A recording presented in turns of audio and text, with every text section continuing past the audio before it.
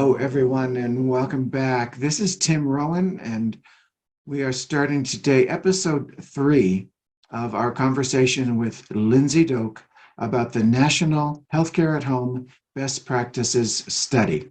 Lindsay, welcome. Thank you, Tim. Thank you. I appreciate being here. We told you before in the first 2 episodes that BerryDunn has conducted a lengthy and detailed study over the last year that has compiled over 400,000 data points. And there is so much material for us to cover, we decided to do it 20 minutes at a time to give you a little bit of a breakdown on what Lindsay and her team have been learning. The 400,000 data points cover home health and hospice. They cover everything from clinical to recruiting and retention, which we talked about last time. So, Lindsay, what have you been focusing on this week, and what are you going to tell us about today? Well, recently, as we saw that the hospices received their first star ratings for family satisfaction. So I think that was released maybe a couple of weeks ago. So the past couple of weeks, we downloaded those new star ratings for those hospices and correlated that data with the hospice organizations to complete the study to determine what caused those differences in star ratings. So I thought today we could focus on those hospice best practices. You had a good deal of response from hospices to your survey as well?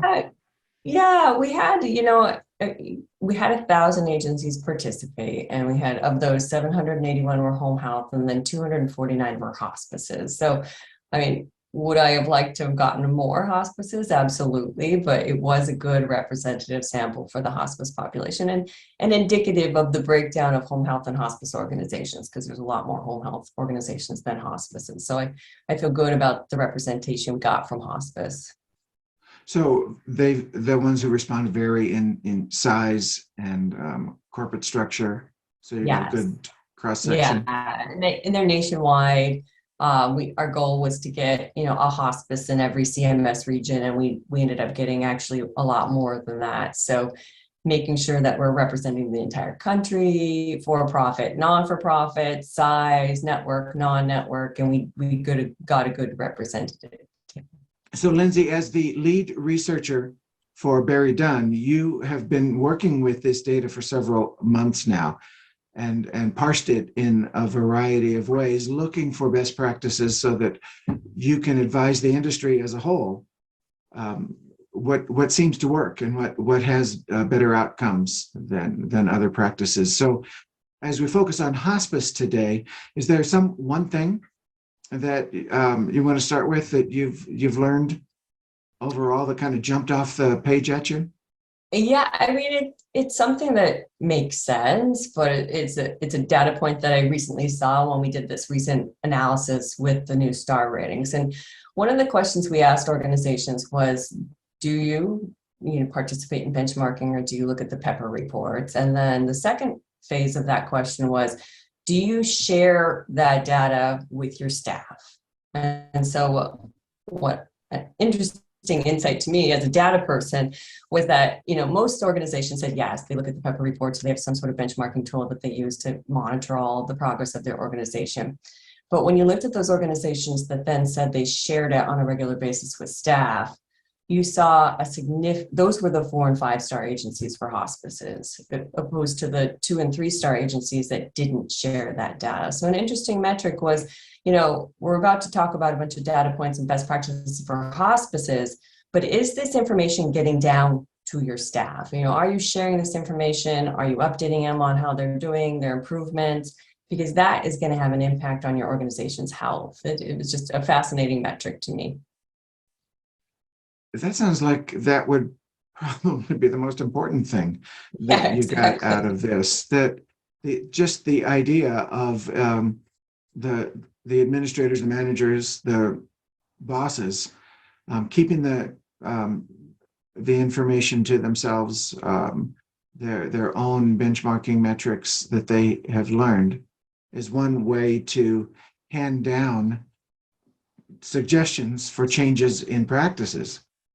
But You know as well as I do that adults are going to say, why should I do that? So it makes sense that sharing it is one way to bring people on board.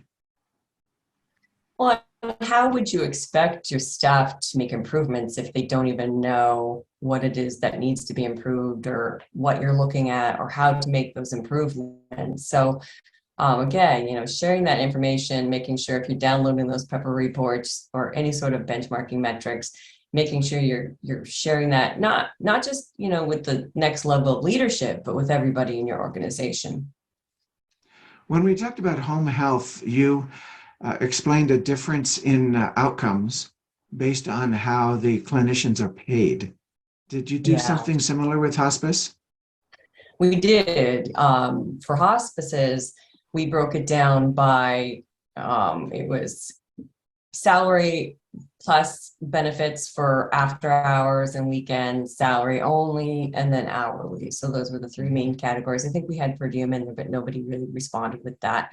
And the interesting part about that was that when you looked at the organizations that were the most successful, they paid salary.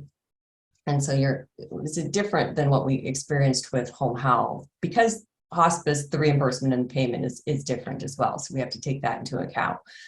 But then when you looked at the bottom 20%, so those organizations that had the lowest, and again, the differentiator we're basing this off of is family satisfaction outcomes. So the family satisfaction outcomes are what the star ratings are based off of. And then also taking a look at the length of stay. So if you're looking at that family satisfaction metric, the bottom 20% were those who paid salary plus additional time for benefit for after hours and weekends. So you say, well, that's interesting. They're paying an additional for after hours and weekends. Why would they have the bottom 20%? But when you take a look at that, and when I talk to the hospice steering committee members, what we're seeing is that even if you're paying your clinicians for after hours and weekends, which they're doing, it's that burnout, right? So the assumption would be that those organizations that are paying for after hours and weekends are having their clinicians work over that full time. So whether that's 40 hours or 45 hours in your organization, whereas the salaried are probably keeping them in that 40 to 45 hour structure. So the takeaway from this is that for those organizations that are focusing on their family satisfaction, you might be better off hiring a dedicated staff for after hours and weekends than using your same staff for those after hour and weekends, because that is having a diminished result on the family satisfaction. It's probably a correlation between staff burnout from having to work longer hours and those family satisfaction rates. So it was an interesting metric, much different than home health, but an interesting metric for sure. You would almost think that would be self-evident, that asking people to work 40 hours a week and then an occasional weekend or after hours would be a burden. And that's going to impact family satisfaction. But you actually found that turning up in the data based on how the clinicians are paid. Yes, and I'm guessing that organizations perhaps feel it's less of a burden because these individuals are getting overtime pay for that. So you would think maybe that might increase motivation, because pay is a big issue in our industry right now. We're dealing with major competition in terms of hospital systems and other organizations paying more. But again, not showing a good result in family satisfaction, even though those individuals are getting overtime pay for what they're doing. So the overtime pay is available to both salaried and hourly clinicians, from what you found?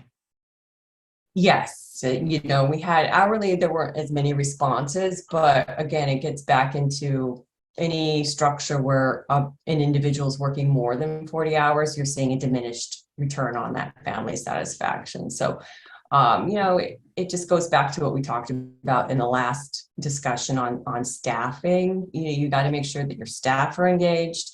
They're not burned out, which is difficult in our industry, and that trickles down to the families and the patients. And so again, another direct correlation between burnout, engaged staff, and its impact on your family satisfaction with hospices. And for hospices, that star rating we're seeing, an average of 4-star ratings for those who have engagement levels, and then much less for those who are disengaged.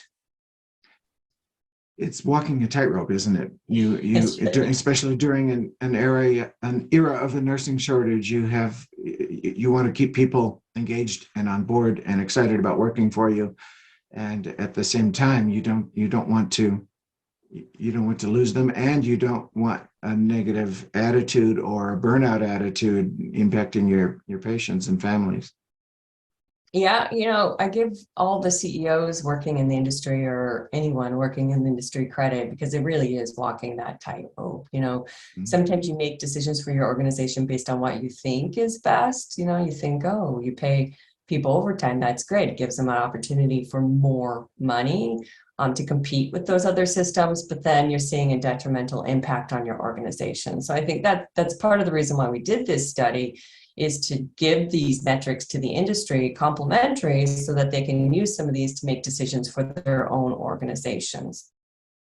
So, and the other thing that, go ahead. Oh, I was just thinking, hiring then someone dedicated to evenings and weekends, if that is the kind of job they're looking for, and if that fits into their schedule, is going to give your 40-hour-a-week full-time clinicians a break. Maybe if they want the overtime, maybe it will be available, but sounds like that might be a good practice for the executives and the owners to look into.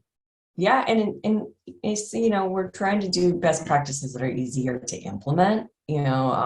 Obviously finding people for after hours, but we're not asking you to start a brand new model or that for your organization.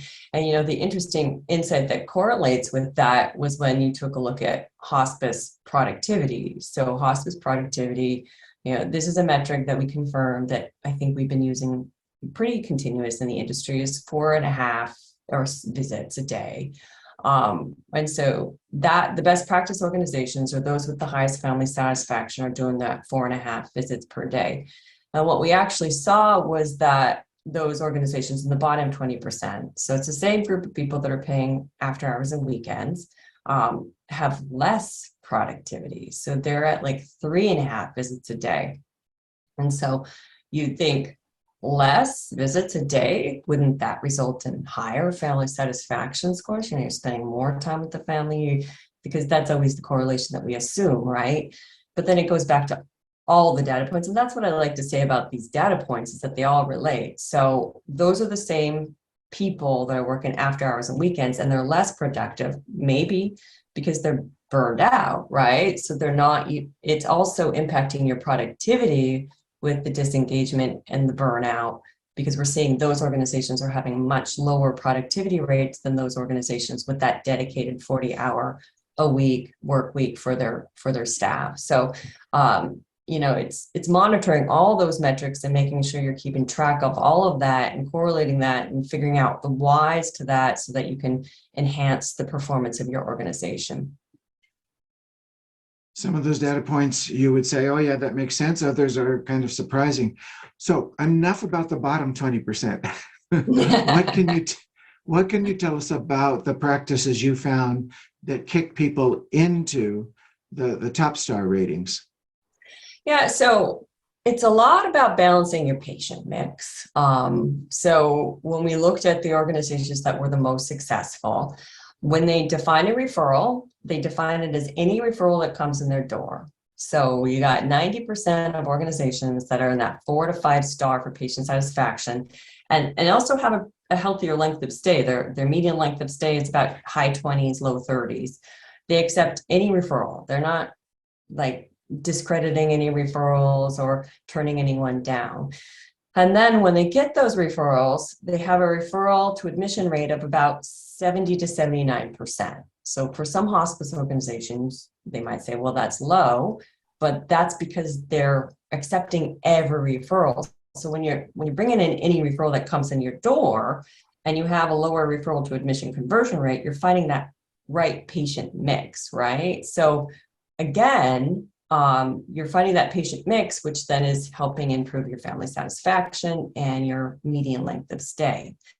And then the best part, so it's a story, so it keeps going. The best part is then when they get that referral and they've qualified it, because we know in hospice, it's about qualifying your referrals, making sure that they qualify for hospice. So they're admitting him within 4 hours. So, historically, a metric for hospices was making sure you admit your patient within 24 hours of that referral.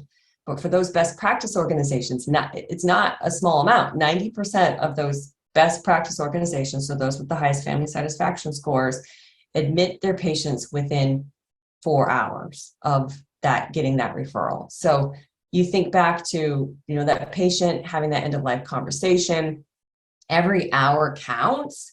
And there's also a significant difference between the median length of stay of those who admit from 4 hours to those who do 24 hours or more. So you're looking at a median length of stay around 30 days versus 20 days for those who take longer. So we're seeing that it's impacting the patient's quality of life for that quick referral as well. So it's just it's that well-oiled machine, and from the start, we always think of hospice in terms of hospice care, but you have to make sure your organization is really running efficiently at that referral phase and earlier, to the point of admitting the patient, because that's going to trickle down into how you deliver the care in your patient mix. I want to hear just a little bit more about that and make sure that I have it clearly. You are saying that people who admit within 4 hours have a higher family satisfaction and longer length of stay, and those who are 24 to 30 hours, what is the shorter length of stay? What would you suppose is the correlation between response time and length of stay? It's probably, starts earlier. So it's that referral to admission and that conversion of finding a good patient mix. There are organizations out there that have a high acute patient population. And when you have a high acute patient population, it's more difficult to implement some of these best practices if that's your only population. So it goes back to that referral and making sure you're not disqualifying people, and then getting a good mix of patients so that you're getting that length of stay. And then those organizations, when you have a referral source that's trusting you with their referrals, which is key, right? So now you're getting a good source of referrals sent to you, not from one referral source, but probably from a variety of referrals. They're trusting you because you can turn that over in 4 hours. So you're building those better referral sources, and then you're seeing a different mix of patients that increases your agency's overall median length of stay. You also said that there's a benefit from accepting every single referral. Of course, you still have to go out and do the assessment and determine if they're truly eligible. So is that 70 to 79% conversion rate? You said it was low, but it sounds like it's beneficial to do it that way. I think it's low in the fact that there are hospice organizations that are aiming at a 90% conversion rate, right? But how they define a referral is different. They're really qualifying the referrals in a more severe manner. So what we're learning from the study results is that it's better to not overqualify your referrals when they come in the door. Like, don't just take everything that comes in your door and have a lower conversion rate than it is to not qualify is the wrong word, like accepting referrals before you've even gotten to that point of qualifying them. So anything that comes in the door, they're taking in, counting as a lead, and then seeing if that person qualifies for hospice, versus organizations that make sure that they have all the documentation in order before even counting them as a lead, as a potential patient, before even accepting them. So, not turning away anyone in the beginning, but then going through that vetting process and deciding who qualifies for hospice and who doesn't is going to lower your conversion to admission rate, but you're also taking in everybody, if that makes sense. So you're taking in anyone that calls, even if it says, "Hi, I'm John, I think I need hospice," versus needing all the documentation up front. And so that's allowing those organizations to accept a broader variety of hospice patients, because they're not discrediting them at the stage of where they're contacting the organization. So if they're going to be disqualified, it's going to be in person, not on paper. It's going to be through the hospice admission process versus not even tracking those individuals. Would not that require additional staff? Because you have a lot more people going out to the homes of people who don't become patients of yours. Yeah, well, yes. And so then that leads to the $1 million question: how do you find those people, right? And so again, another metric that we've discovered, and this was the same metric we discovered with home health, is that a lot of organizations for this qualifying process are using clinicians. But there's no reason throughout that process that you can't have non-clinicians working with a clinician. So there's no regulatory reason for having to have clinician through that beginning process of referrals. And so we're seeing more of the best practice organizations increasing their staff, but they're using non-clinicians for those roles. So they're redeploying their clinicians for the roles that require clinicians. So you have to have a clinician participating in the care of the patient. But prior to that, they're having non-clinicians do those roles. And so we're seeing those organizations are able to balance that out by using non-clinicians, because it's really the clinician shortage that we're dealing with right now. I think for other non-clinician roles, we're not having as much difficulty. So we're seeing that redistribution. And in the past, that was a heavy clinical role, but we're seeing that shift as we're dealing with a major clinician shortage. And that's how they're filling those people in those roles. So that's been talked about for quite a while, having people work at their appropriate licensing level. Give me an example of where a non-clinician would be able to help out in an area where people have traditionally been using clinicians. Is it at the referral process, the intake, going out to the home? Where are the places you've seen people successfully deploying non-clinicians? Yeah, so it's at that beginning process. So exactly everything you talked about, the referral process, the intake process. And this isn't saying the whole department is non-clinicians. It's like you have a clinician in there that's, for in some cases you have to, but then you have non-clinicians helping out with that role.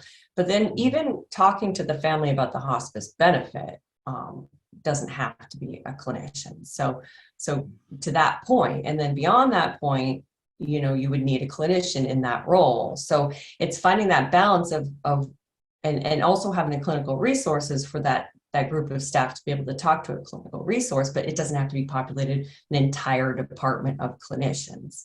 And then you're offering the clinicians are again, like you said, working to their license, so they're taking care of the patient. And then the other area we're seeing non-clinicians more so is the back office stuff. I think we saw a lot of historically clinicians doing, coding and those types of roles, and we're seeing a lot more non-clinicians doing the coding and those types of roles as well. So it's everything that's not clinical. We're actually seeing organizations fill with non-clinicians in those roles. In the time we have left, I want to make sure that we talk a little bit about money. What have you seen with regard to best practices that has the most impact on revenue stream and profitability? Yeah, so it's going to be for hospice, because hospice is much different in terms of the pay practices for home health. And it's all about that length of stay. And so anything that's going to increase that length of stay to a healthy, we're not talking about unhealthy lengths of stay here, but organizations that have length of stay or median lengths of stay of like 10 days or less are going to have significantly less profits than those organizations that have a healthy median length of stay, which, it's not just about the money, it's also about the patients. We want the patients to receive hospice prior to the 10 days, not when it's too late and now they're on hospice for 2 days and they haven't had an opportunity to participate in hospice. And so, it goes back to that patient mix. So finding that patient mix to increase your median length of stay, making sure that you're not discrediting referrals that could be qualified for hospice, and you're not, because a lot of organizations are discrediting referrals that are not highly acute, whereas they could possibly qualify for hospice. They're not, they're just going to take up a longer length of stay in hospice. And then, you're looking at those case manager caseloads as well. So with hospice, historically, a case manager to patient was about 10. You had 10 for RN case managers, you had about 10, and then the patient 10-to-1 ratio. And we're seeing with hospices, they're increasing that caseload. So it's more in that 15 to 18 range than that 10 range that we would have seen 5 years ago. So that's helping balance out the clinician shortage, but also the patient mix and the length of stay and the staffing ratios that help the bottom line for hospice organizations. And then what we're seeing is there an impact that if you go from 10 to 15 in a caseload, is there an impact on the clinician? Is there an impact on the productivity, the hours, the workload, et cetera?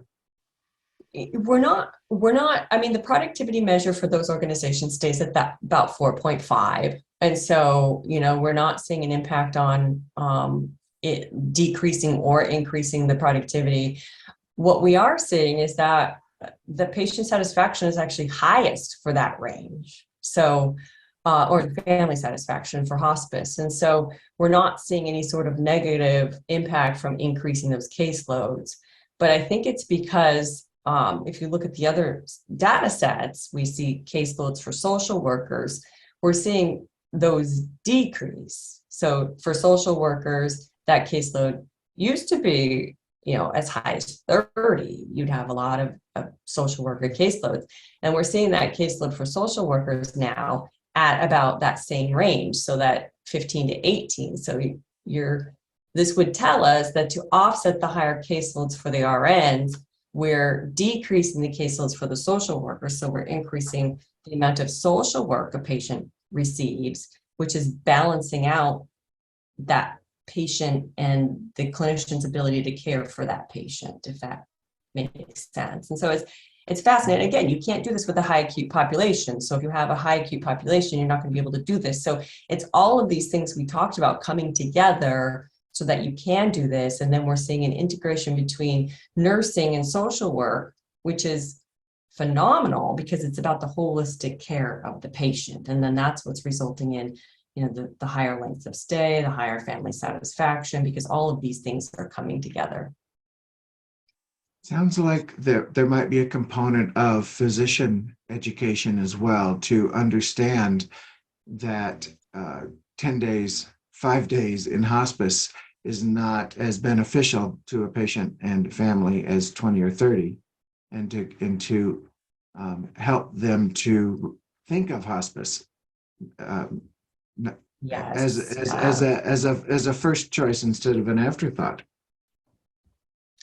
Yeah, 100%. It starts at the diagnosis, conversation, which we talked about earlier. And so educating, bringing in awareness. I mean, what we saw with the public perception, which kind of trickles into that hospice physician, there is an increased awareness of hospice, but it's not where we want it to be. We're seeing more diverse populations enter hospice, so it's growing. But of course, there's always room for improvement. So having, again, those going back to talking to your referral sources, I know I'm working with an organization right now on a referral tree, so they're clear on when they need hospice versus palliative care versus home health, because I think that's confusing for a lot of these referring physicians, and continuing to educate them on when hospice is appropriate.